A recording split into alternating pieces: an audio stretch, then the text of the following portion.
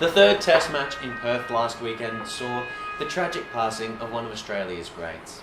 Ricky Thomas-Ponting, a leader, a captain, a gallivanting batsman, was a hero to many. The nation waved a tearful goodbye to Ricky Thomas-Ponting last weekend. Ponting will be remembered as one of the nation's greatest ever players and will be sorely missed.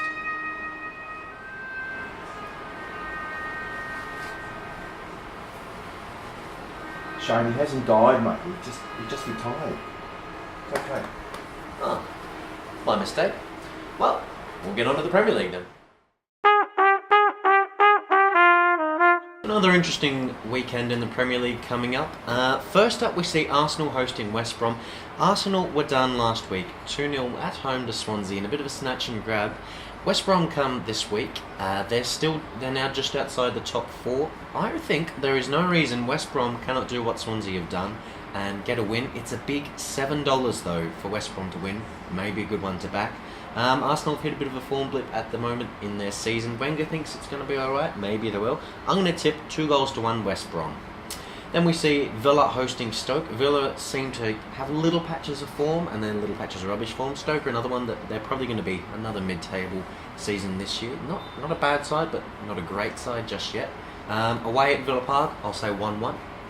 Then we have Southampton versus Reading. Both teams came up this year. Both teams have struggled this year. It's down at St Mary's, which is a tough place to go, as we've seen this season. But Reading, after an amazing 4-3, sad loss for them, but to Man United last week. It'll be an interesting one down on the south coast. I'm going to say 1-1. Next up sees Sunderland hosting Chelsea at the Stadium of Light early Sunday morning. Chelsea are still struggling with the manager, Rafa Benitez, who's coming as the caretaker. The fans don't want him. It seems almost the players don't want him. And one thing though, the internet does want him.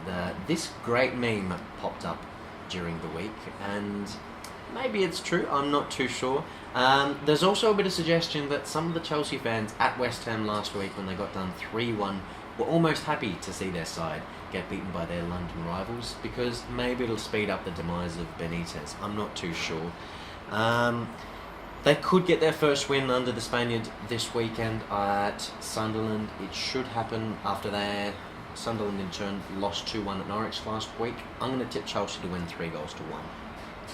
Then we see Swansea hosting Norwich. Swansea they've surged to 7th this season on the coattails of that man Michu. What a star he's proven to be. He scored 10 goals this season, the joint top scorer, in fantastic form.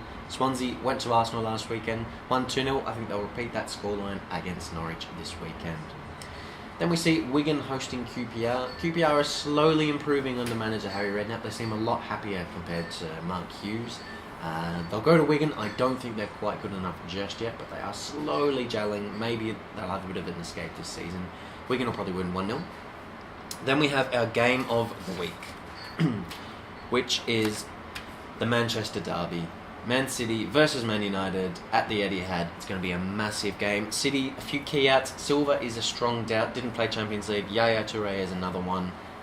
May miss it. They're two very key players in the City midfield. City, of course, dumped out of all European competition during the week. Ajax got that number 3 spot in the Champions League group, so they will play in the Europa League. Man City, nothing. No more Thursday night football for them.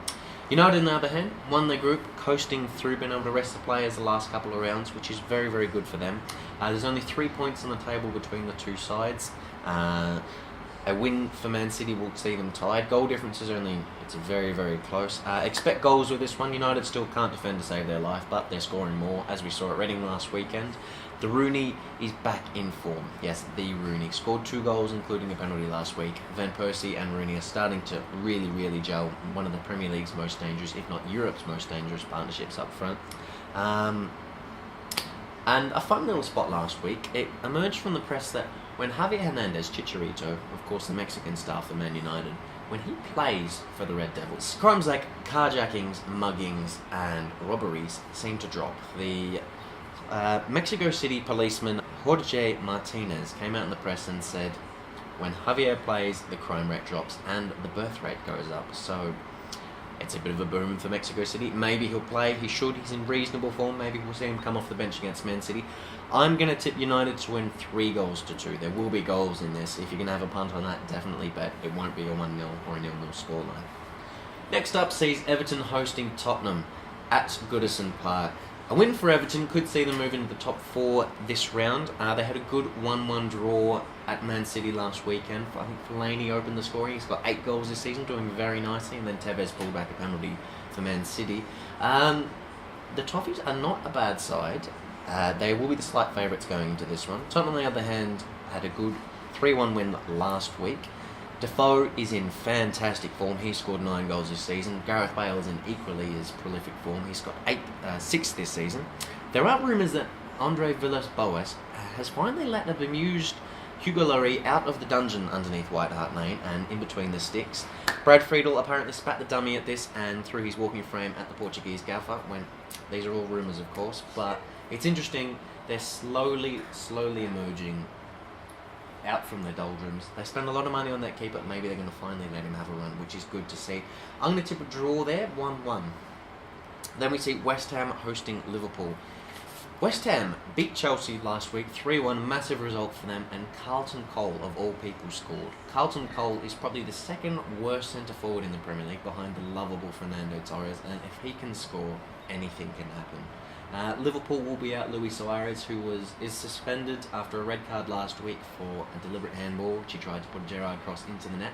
That man accused of cheating. You'd never believe it. To read about it, definitely. There'll be a good one there down at the Boiling Ground. I'm going to say 2-2. And then our final match of the week sees Fulham hosting Newcastle. Newcastle had a big 3-0 win over Wigan during the week. Demba Ba scored 2. Is in prolific form, a fantastic player for them, but he's having stalls with his contract negotiations at the moment. They're not too happy with that up in the Toon, and he could leave in January. Arsenal are apparently tipped to be very interested in attracting his services. They will probably go down, maybe Fulham are the slight favourites. I'm going to tip a draw, 1-1. And so that's us for another week. I hope you enjoy the Premier League. Come down to the Sherlock if you get a chance, and we'll see you next week. Thank you.